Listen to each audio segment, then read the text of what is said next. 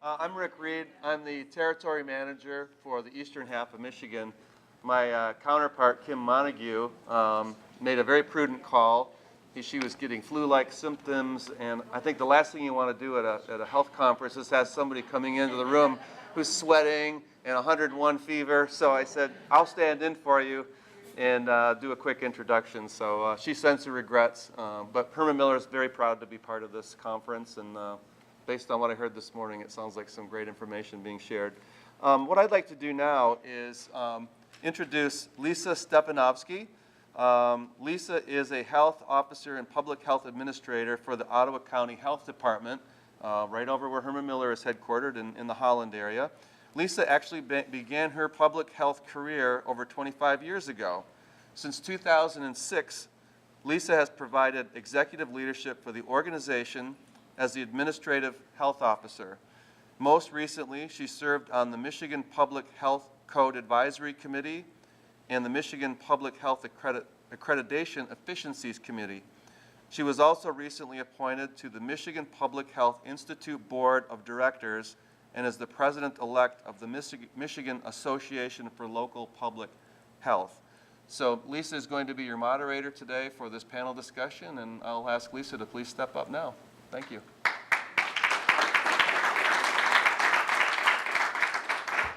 Thank you, Rick, and thank you all for being here today. And I want to just give a special thank you to Joyce. We met last year and worked closely together on doing Michigan's first STAIR campaign, and it was a collaboration in West Michigan between Ottawa, Muskegon, and Kent counties, and it was just such a great experience of coming together with health and building design that, it's expanded this year, and we're hopefully going to see some momentum building over the next few years with regard to the STAIR campaign. So thank you, Joyce. She's my new BFF. And after hearing the presentation this morning, I feel like I want all of you to be my new BFFs so that we can achieve optimal health for our residents in Michigan. As Rick mentioned, I've been in the field of public health for over 25 years.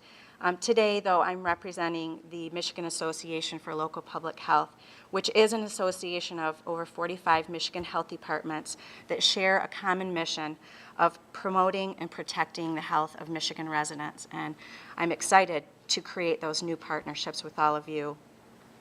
We have a long-term history of public health achievements, but we also know that we have a long way to go. We mentioned this morning, too, that, boy, we've got communicable diseases controlled and immunizations, and we're able to provide clean water and safe food. But we really need to learn more from you, the experts, and how to create healthier communities through building design. So thank you for having us here. As we've also heard this morning from Dr. Jackson, there's indisputable evidence demonstrating how our built environment correlates to health. Today, our building design panel will present important innovations on that relationship between health and building design. I'm going to just go through and introduce all of our speakers now. We have 4 on the building design panel, and each will be coming up individually, and then there'll be time for some Q&A at the end of the 4 presentations. So first, I'd like to introduce Dan Gorman. He is the Food Service Director for Montague Public Schools and Whitehall District Schools. Dan Gorman has over 26 years in the food service industry, with the past 14 years in school food service. He is currently the Food Service Director for Montague Area Schools and Whitehall District Schools. He was Michigan's first recipient of the USDA's Healthier U.S. School Challenge, with the acronym HUSSC, Gold Award winner, and attended the White House reception for HUSCC recipients. He is the Area 7 representative for the School Nutrition Association of Michigan as of 2013. Our second speaker will be Dina Sorensen of VMDO Architects. Excuse me. Dina's design philosophy posits the need for a new architecture to translate and express the ongoing dialectical relationship between pedagogical theory and individual agency across the K-12 spectrum. Her collaboration with VS America, Dr. Terry Huang of the University of Nebraska, and Dr. Trowbridge of the University of Virginia resulted in the publication of Insights 3, Healthy by Design, Architecture's New Terrain, the Dining Commons, Promoting Healthy and Active Food Smart Kids. Our third presenter is Gavin Gardy of G2 Consulting, Inc. Gardy has a wealth of both theoretical and practical knowledge in sustainable construction with over 38 years of experience in energy, facility operations, environmental, and the construction fields. At the Chrisman Company, he provided leadership for Chrisman's project planning and group in the areas of cycle, costing, and construction of sustainable high-performance buildings, and was an integral part of planning and operation of Chrisman's corporate headquarters, the world's first quadruple platinum LEED certified building. In his current role, he provides consulting services in the areas of sustainable design, construction, and facility operations, and LEED certification. Our final speaker, Cynthia Rowe Purvis, works in R&D and ergonomic design. Cynthia is a nationally recognized ergonomic expert, award-winning author, and recipient of several U.S. patents. She is passionate about her work as a director of Hewlett-Packard's Ergonomic Research and Design Program, and since 1996 has driven Hewlett-Packard's pioneering research in IT ergonomics. This research has led to design recommendations that aim to address these startling levels of discomfort among computer users. I think we can all relate to that. Cynthia co-authored the award-winning Safety and Comfort Guide, distributed worldwide with Hewlett-Packard computers. Please help me in giving a warm welcome to our presenters this morning.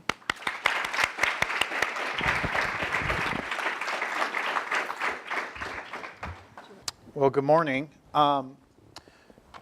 Like the introduction said, my name is Dan Gorman, and I'm the School Food Service Director for Montague and Whitehall Schools. And I'll bring out my map. That's right here, if you were wondering. So, so I'm excited to be here. It's different for me. This isn't normally my group of people that I have conversations with. And I wanted to start out a little bit is just tell a story about school food and what's going on, and then hopefully we can relate that to kind of the environment and what might need to change in the environment. And so I'm going to see if the clicker goes the way I want. So the first thing, just a little bit, school meals is a federally funded program, about $16 billion a year.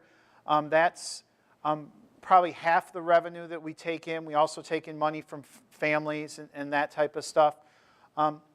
But one thing that you probably don't know or don't realize is that school meals are the healthiest meals that most kids get every day.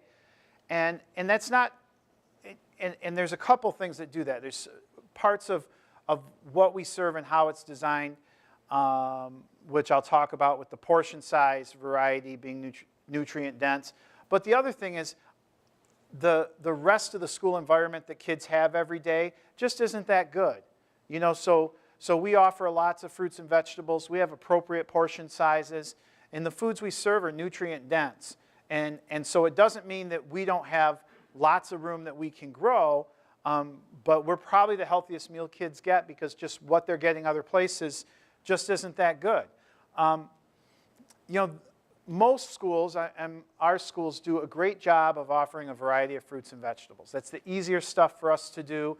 It is, you know, every day our kids have an opportunity to select from 15 to 20 different fresh fruits and vegetables every day, and that is great.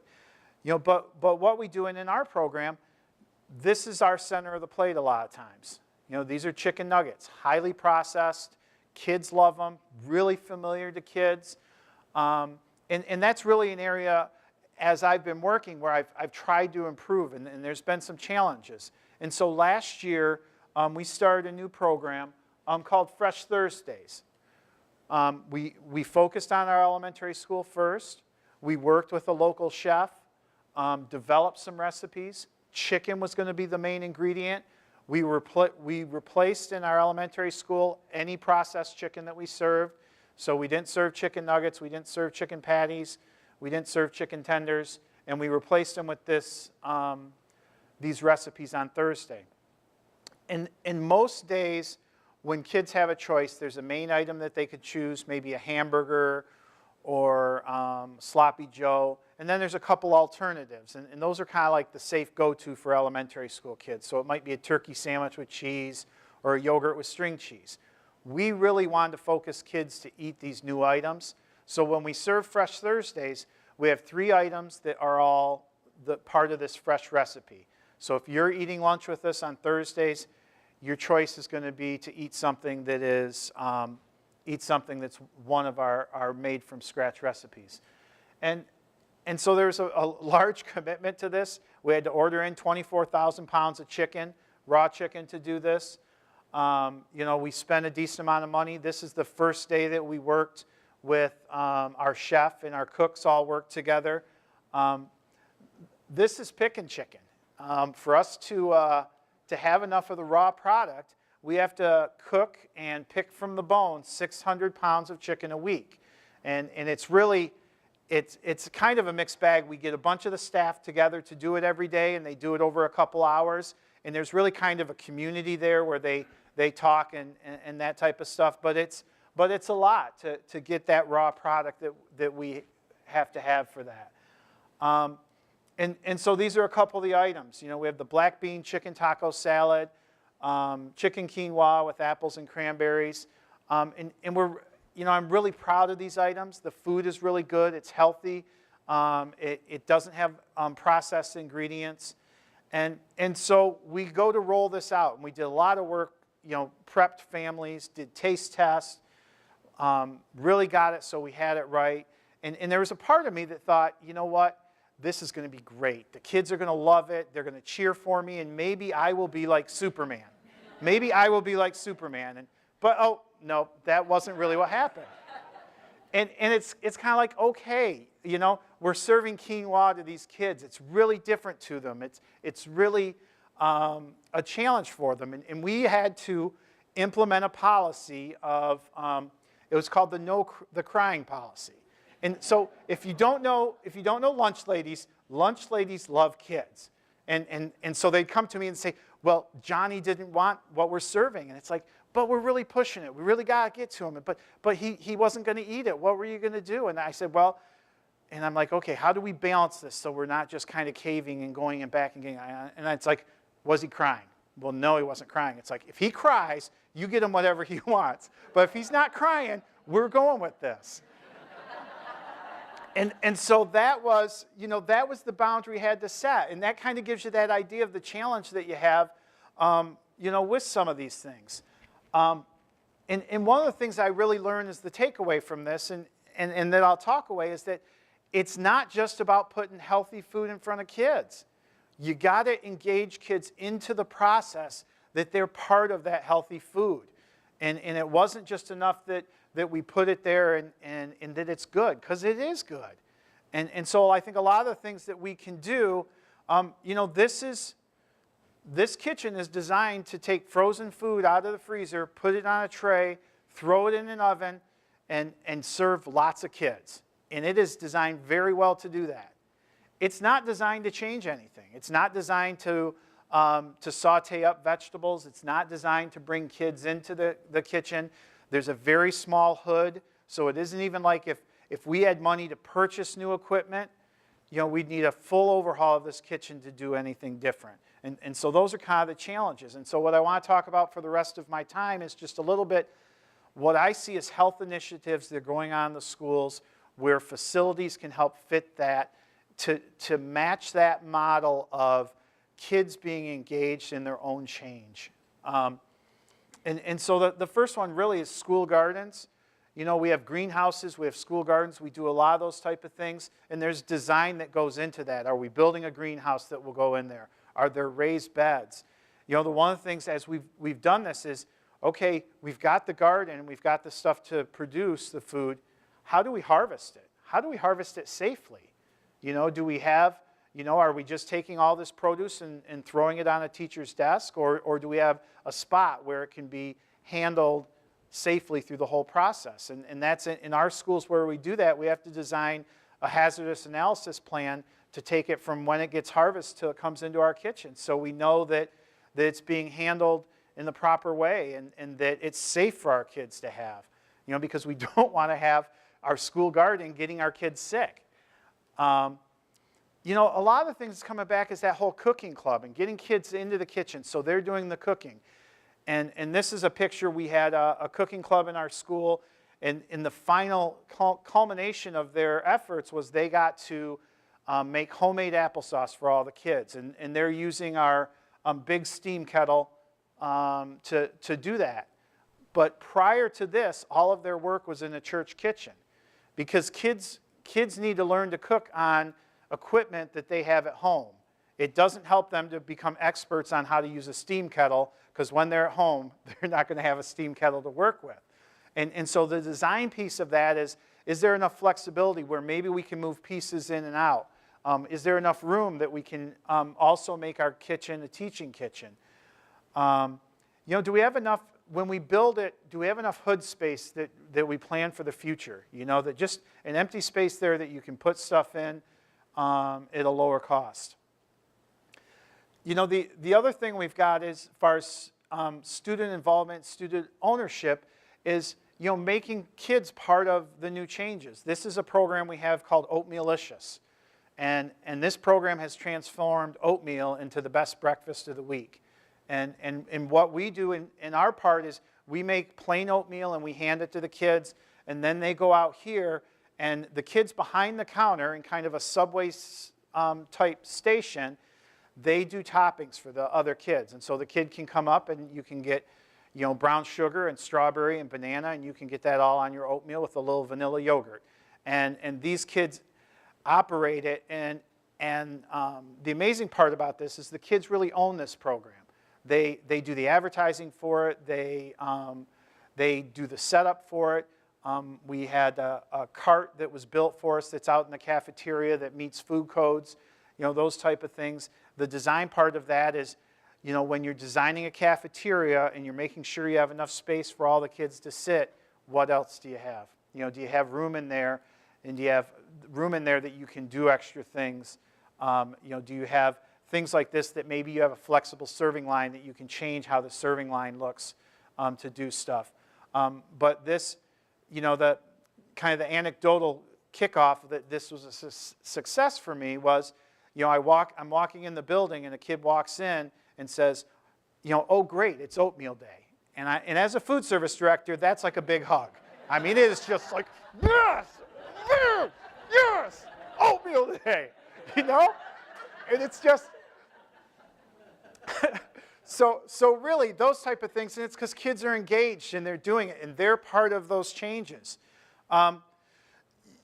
Having areas and space to bring the farmer into the cafeteria. This is one of my favorite pictures.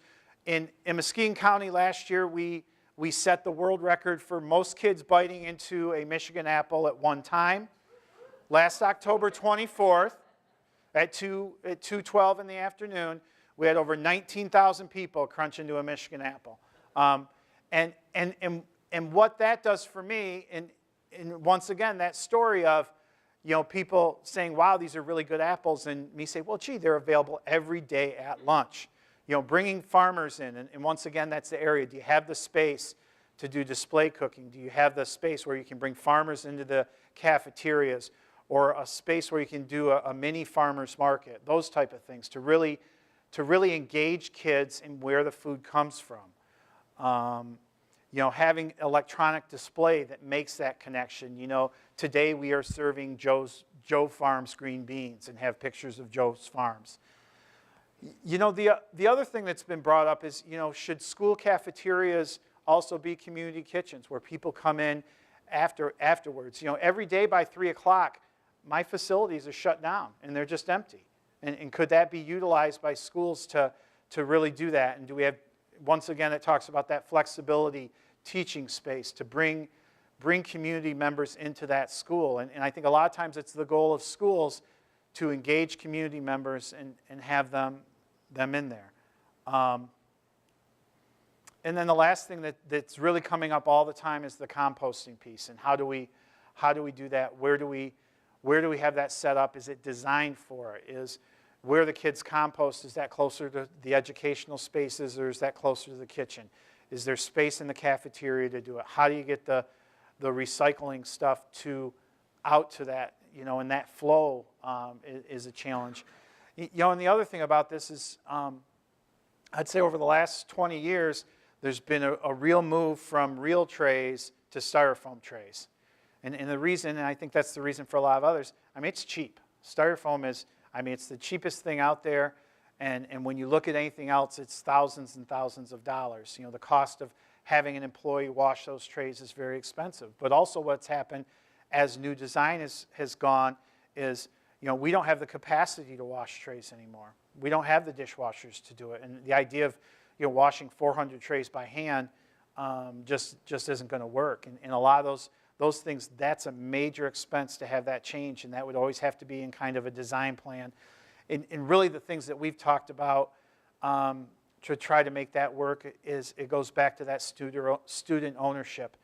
Can the kids be part of cleaning up a cafeteria? Can they be part of that? They have ownership and they come in and they take care of parts of the school, and that's part of their thing that helps manage that and make it right. And I think that's, so that's really, I'm excited about the day here today. I'm excited about the different things I'm going to hear and learn, and just really interested in hearing the next speakers. Thank you very much.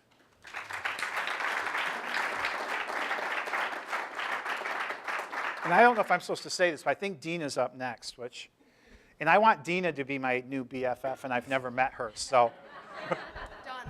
Done. And I have to say the last 5 years being involved with public health researchers has turned me into a total geek, which I'm proud to fly that flag. I've abandoned my my fiction library for nonfiction public health research papers. So let me just get started here. Let's see. Slideshow, there we go. And I think it's so awesome to hear Dan, and I hope you get a lot of opportunities to speak and share about your project.